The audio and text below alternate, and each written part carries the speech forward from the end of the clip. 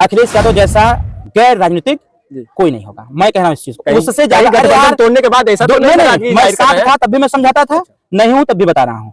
अखिलेश यादव के स्थान पर अगर अरविंद राजभर रहता तो उत्तर प्रदेश की सरकार इस बार मेरी रहती। अखिलेश यादव तो मैं क्या कहा, भस्मासुर। अच्छा, अखिलेश यादव को मैं भस्मासुर का नाम ऐसे नहीं दिया हूँ। इस बात को हमारे नीतीश जी भी कह चुके हैं कि अखिलेश यादव ने क्या स्टेटमेंट दिया भाई कि उत्तर प्रदेश में हमारा चलेगा, फिर गठबंधन किस नाम का चलेगा भाई? हमारे साथ जो खेला किए करबे किए, जैन के साथ क्या कर दिए? हम बुरे हो सकते हैं, जैन क्या कर रहे हैं? जैन भी बुरे हो गए। अखिलेश यादव कच्चे राजनीतिक हैं, उनको कुछ नहीं पता है। नमस्कार, आप देख रहे हैं वी न्यूज इंडिया। इस वक्त बागी बलिया में है और राष्ट्रवीर महाराजा सुहेलदेव राजभर जी की जयंती के खास इस कार्यक्रम में जो है मुख्य अतिथि के रूप में जो हमारे साथ सुभाषपा के जो राष्ट्रीय प्रमुख महासचिव अरविंद राजभर जी हैं, जो हर क्षेत्र में लगातार चलने का काम करते हैं। किसी भी क्षेत्र में अगर देखा जाए तो किसी तरह का कार्यक्रम हो, हर क्षेत्र के लोगों से मिलने का काम करते हैं, लगातार जो है संपर्क में रहते हैं। आज बागी बलिया में मुलाकात हुआ है। स्वागत है वी न्यूज इंडिया में। धन्यवाद आपको। आज इस उपलक्ष्य पे उपस्थित हुए, क्या कुछ बताना चाहेंगे? देखिए, कहा गया है कि जो समाज अपना इतिहास नहीं जानता है, जी, अपने बड़े बुजुर्गों की कदर नहीं करता है, वो समाज कभी तरक्की नहीं कर सकता है। शायद उसी की देन रही कि हमारा समाज अपने इतिहास से दूर रहा। लोगों ने इसके इतिहास को नहीं बताया, उसके इतिहास का जिक्र नहीं हुआ, वो नहीं जान पा रहा था कि हम हैं कौन। और ये ऐसा अवसर है, बसंत पंचमी का अवसर, कि जिस दिन महाराजा सुहेलदेव राजभर जी का जन्म हुआ था। और महाराजा सुहेलदेव राजभर एक ऐसे योद्धा थे जिन्होंने इस देश में सनातन धर्म को बचाने का काम किया था, जिन्होंने इस देश में हिंदुत्व को पुनः स्थापित किया था, जिन्होंने इस देश को लूटने से बचाया था, जिन्होंने इस देश में धर्म जो धर्मांतरण की नियत से आया हुआ था उससे इस देश को बचाया था। तो जब ये समाज इस बात को जानता है, जब जानने का प्रयास करता है या जानता है, तो कहीं ना कहीं ये समाज वर्तमान समय में जो इसका हिस्सा लूटा गया है उसको पाने के लिए परेशान होता है। और जब परेशान होता है तो ऐसे आयोजन होते हैं और हम जैसे लोग ऐसे लोगों को बताते हैं कि आपको किस दिशा में चलना चाहिए। राजतंत्र और लोकतंत्र में बहुत कॉमन सा अंतर है। उस समय राजा तलवार के दम पर राजा बनते थे और इस समय जो राजा बनता है वोट के दम पर बनता है। तो उसी कड़ी को लेकर के हम सब लोग घूम रहे हैं।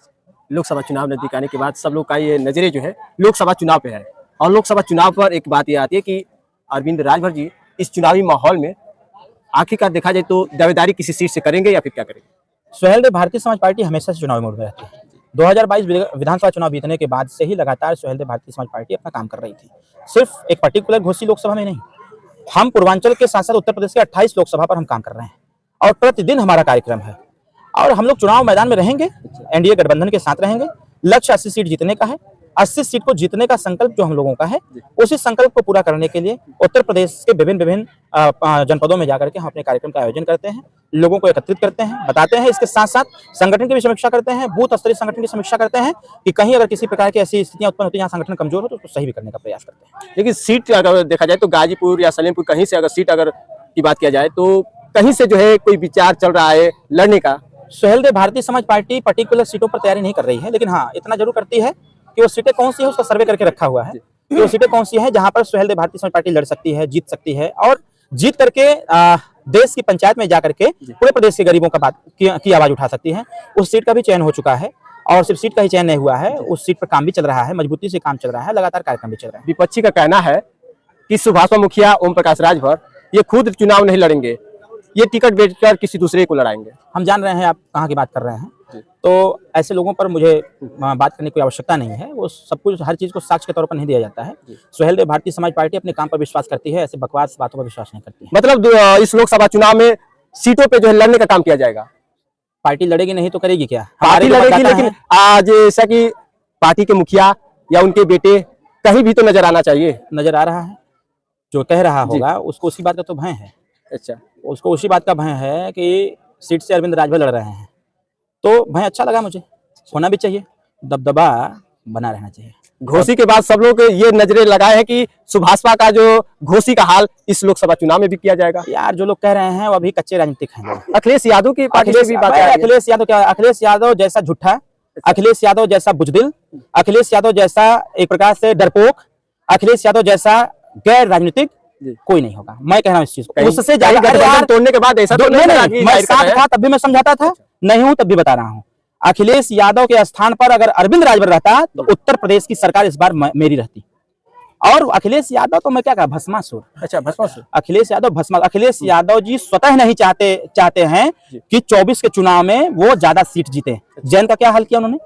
अरे हमें क्या बताने की आवश्यकता है, वो जैन जी अब चिल्ला चिल्ला के बोल रहे हैं 7 सीट दे के ट्विटर पर हाथ मिला लिए कि हम लोग साथ साथ हैं, और 7 सीट में 4 सीट अपने पार्टी के लोग लड़ाएंगे और 3 सीट ऐसी दे देंगे जहां से वो जीत नहीं पाएगा। अखिलेश यादव को मैं भस्मासुर का नाम ऐसे ही नहीं दिया हूं। इस बात को हमारे नीतीश जी भी कह चुके हैं कि अखिलेश यादव ने क्या स्टेटमेंट दिया था भाई कि उत्तर प्रदेश में हमारा चलेगा, फिर गठबंधन किस नाम का चलेगा भाई?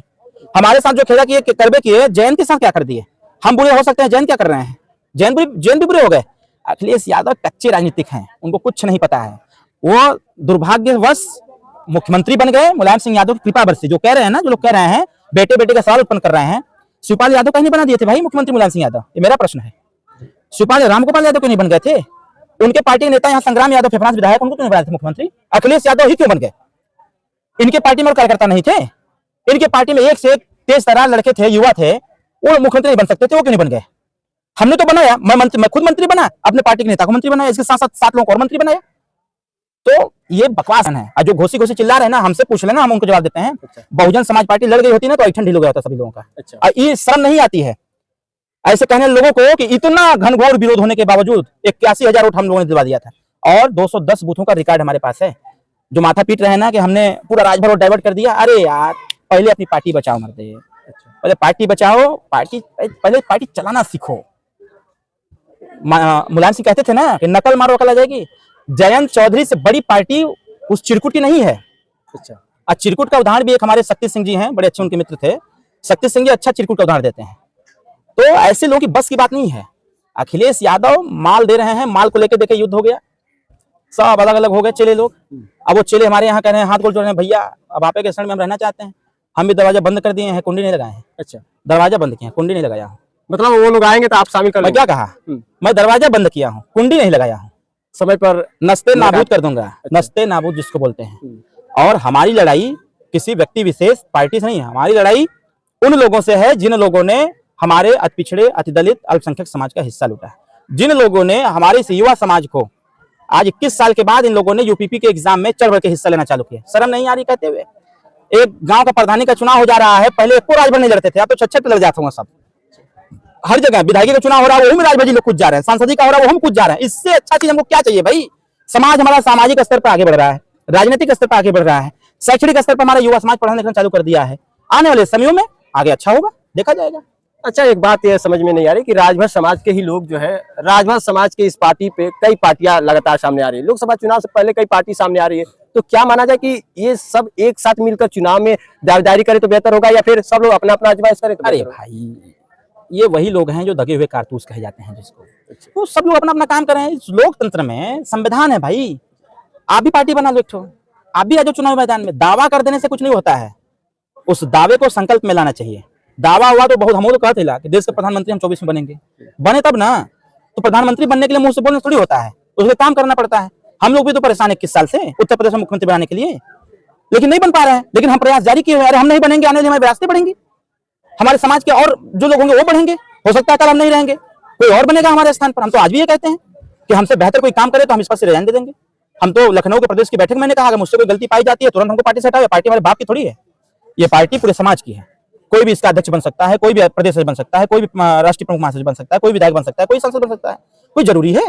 लेकिन हाँ, वो गद्दार नहीं होना चाहिए, वो गद्दार नहीं होना चाहिए। मैंने शब्द का यूज किया, गद्दार। और ऐसे जब गद्दार किसी समूह, किसी संगठन में रहेंगे तो पार्टी कभी आगे नहीं बढ़ पाएगी। और संजोग से अच्छा समय पर, अच्छे मुहूर्त में ऐसे गद्दार पार्टी से गए, और ये पार्टी, उन गद्दारों के जाने के बाद ये पार्टी बहुत तेजी से आगे बढ़ रही है। सिर्फ यूपी नहीं, बिहार भी। आज हमारे नेताजी महाराष्ट्र गए हुए हैं, देखिएगा रात का कार्यक्रम। 25 को हम चंडीगढ़ जा रहे हैं, देखिएगा। अभी झारखंड में गया था, कार्यक्रम देखा होगा आपने। तो ये कारवा है, इसको किसी की हैसियत नहीं कोई रोक दे। अखिलेश यादव मूड़ी नीचे पैर ऊपर कर लेंगे और अपनी पूरा जितना माल रखे है ना, लूट लूट के पूरा माल लगा देंगे हमारी पार्टी को रोकने के लिए ना, तभी कुछ नहीं कर पाएंगे। ये पार्टी मनोबल से चलती है, हौसले से चलती है। हमारे पास 1 रुपया नहीं, लेकिन अभी हम यहाँ कह दें लोगों से तो साहब 100 रुपया, 55 रुपया दे करके ना फिट कर देंगे कि भैया एकदम बढ़ते रहिए। तो ये हौसला है हमारा, इसलिए मैं ऐसे लोगों बकवास बातों पर ध्यान नहीं देता। अच्छा, सुभाषपा का ये गठबंधन जो है एनडीए के साथ जो हुआ, तो 24 में कैसा मजबूती रहेगा, इसका खुलासा कर दीजिए। अरे यार, पिछली बार 19 में गठबंधन में तोड़ा, 7 सीटें हार गए। 2022 में सपा के साथ गए, लगभग 86 सीटें हार गए। इतने से जो पॉलिटिकल दृष्टिकोण से जो थोड़ा सा समझदार होगा, या पत्रकारिता में जो समझदार होगा, वो समझ गया होगा कि ओम प्रकाश राजभर का क्या वजूद है। अखिलेश यादव जी के साथ गए, मरी हुई हालत में उनको उठा करके 45 से 111 तक पहुंचा दिया। और जब हम 19 में हटे तो मोदी जी का बहुत लहर था, प्रचंड लहर था, 7 से रगड़ दिए पूर्वांचल में खत्म। तो ये वजूद सबको पता है और अब इसको पूछने वाली कोई बात नहीं है। हमें अगर भारतीय जनता पार्टी ने आमंत्रित किया, हमको बुलाया, तो इसलिए नहीं बुलाया कि हमारा चेहरा अच्छा है, उन्हें इसलिए नहीं बुलाया कि हमारा कलर अच्छा है, उन्हें इसलिए बुलाया क्योंकि हमारे पास जनाधार है। हम मेहनत करने वाले लोग, हम गांव तक जाते हैं, संगठन मजबूत करते हैं, हमारा पकड़ जमीन तक है, हम अपने लोगों की बात दमदारी से करते हैं। जो बात लोग नहीं कर सकते वो बात हम